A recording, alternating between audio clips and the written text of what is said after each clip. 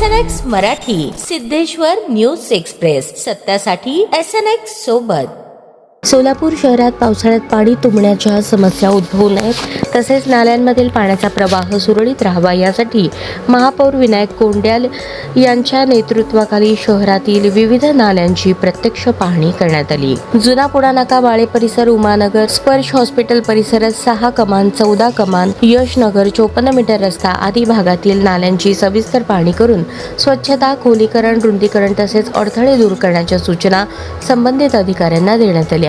महापौर विनायक कोंडाल यांनी प्रशासनाला स्पष्ट निर्देश देताना सांगितले की पावसाळ्यात नागरिकांना कोणताही त्रास होऊ नये, शहरात पाणी साचू नये आणि नाल्यांमधील पाण्याचा निचरा सुरळीत राहावा यासाठी महानगरपालिका प्रशासन पूर्णपणे सज्ज आहे. सोलापूर महानगरपालिकेच्या माध्यमातून शहरातील सर्व प्रमुख नाल्यांची स्वच्छता व दुरुस्तीची कामे युद्ध पातळीवर सुरू असून नागरिकांच्या सुरक्षेला सर्वोच्च प्राधान्य देण्यात येत आहे.